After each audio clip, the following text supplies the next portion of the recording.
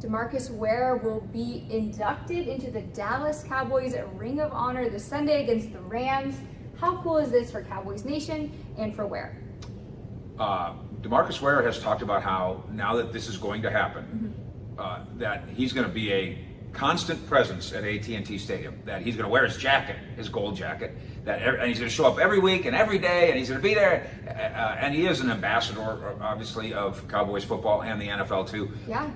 D. Ware, you are not required to be there every day.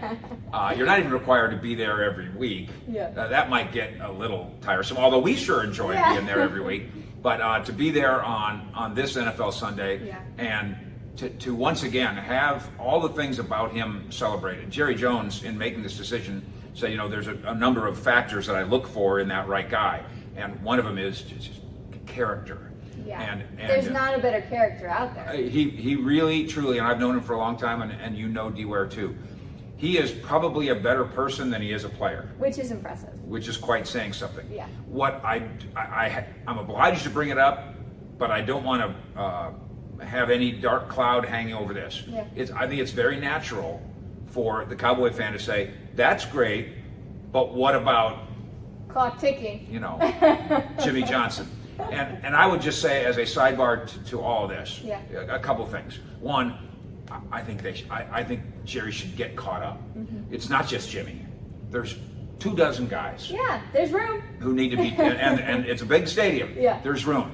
I know that Jerry has his way, and one of his ways is to let the controversy kind of be baked in. Yeah. I think he enjoys the controversy. So who beyond Jimmy Johnson do you feel like, okay, let's go? There's too many names for me to start rattling them off, but I think there's a lot of guys that, that old thing about in the Hall of Fame, they say, you can't tell the story of the NFL without this guy. There's a lot of those guys. For the Cowboys. And the biggest thing, whether it's Jimmy or someone else, I'm very uncomfortable with saying, this guy deserved it all along. Now he's dead. Now let's put him in. Yeah. Why not do it before he's dead? Right. And so again, this is not meant in any way to take away from D. Ware. I'm glad we're doing it while D. Ware is still around and young and can enjoy it. Jerry, you're not listening to my advice because I've already told you this 100 times. Accelerate this. It will still be special if you do more than one a year. It can be really special, and you could do one every weekend. You could do one. You really could. You could do 8 a year. Right, and it doesn't take away. It would not take away. Right.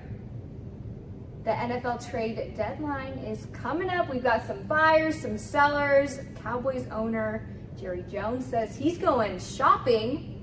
What are some of the rumors that you're hearing? Yeah, Jerry says he's going shopping, but only if you call him. Okay. And of course, what he means is call the Cowboys. Yeah. And one more, of course, that's ridiculous. And I can't believe that the national media is falling for this. And some people are chastising for, leave him alone. It's not true. Never in the history of sports trades has a team gotten away with saying, we are absolutely interested in trading. But only if you call us. Yeah. That doesn't even make any sense.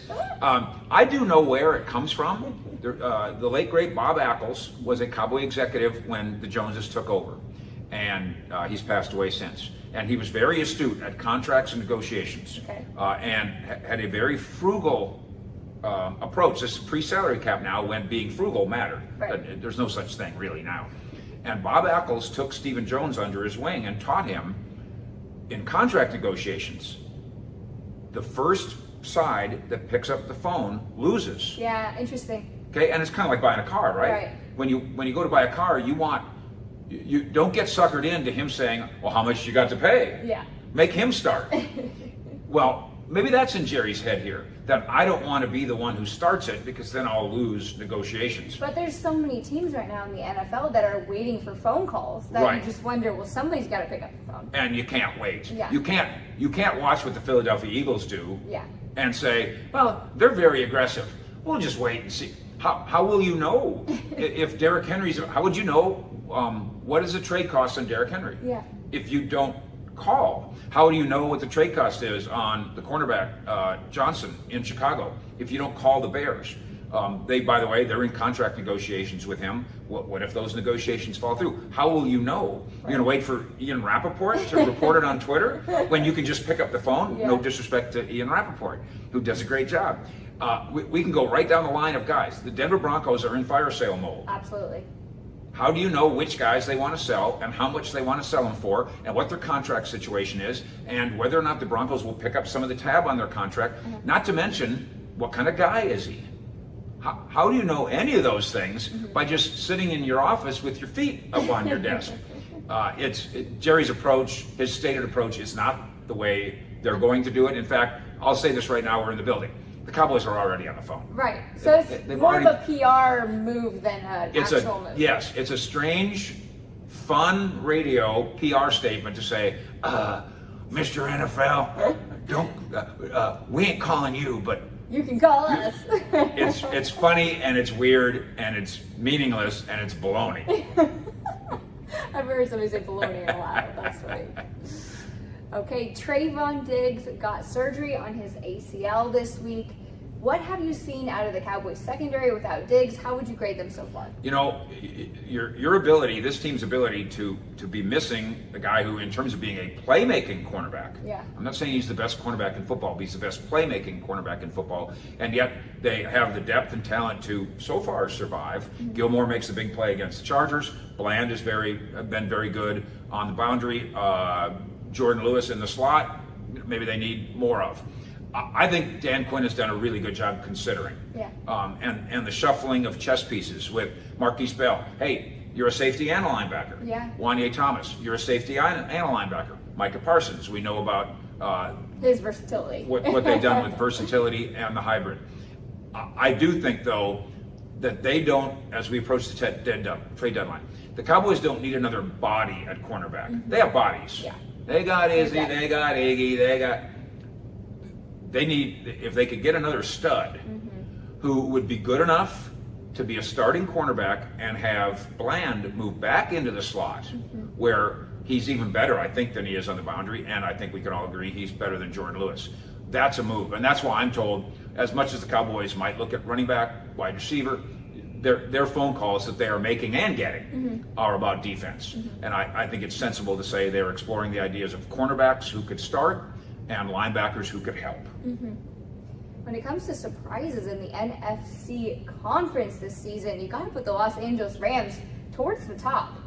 What are you seeing out of this Rams team that might surprise you? Obviously, they have the rookie Puka Nacua, who has been outstanding, leading the league in receptions, 57 through 7 weeks. Yeah. Pretty crazy. It's going to be a challenge for the Cowboys. And then they have their big three core guys, Aaron Donald, who some people might think is on the trade block, right, or worthy of a phone call. The Cowboys have gotten mention in that regard. Cooper Kupp, who, when he's healthy, is just as productive as it gets. And then Matthew Stafford, obviously a foundational Ram. And a guy with Dallas ties as he comes home here. Went to high school, of course, at Highland Park here. I feel like some Cowboys fans are wishing he'd come home for good. Yeah, because he's got the Super Bowl on his resume, that gets to set him apart. Of course, he went a long time without winning anything in Detroit. What's interesting about the Rams, they entered the season, management did, talking about how this is I don't think they said rebuilding, I think they used the word remodeling. This is a remodeling year.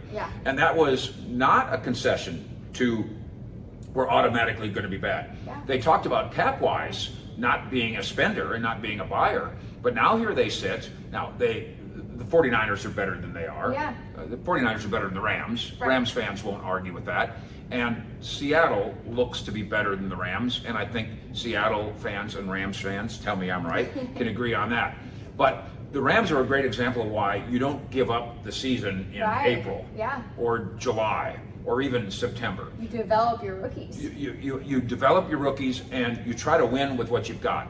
And the Rams find themselves, now they're a 6.5-point underdogs against Dallas. So maybe it all blows up this weekend. But the Rams find themselves, as you say, you're developing with Puka and others, and then you're relying on foundational guys that still give you a chance to win. The Rams aren't the Cowboys, the Rams aren't the 49ers, and I don't think the Rams are the Seahawks, but there's no reason for the Rams to give up just yet.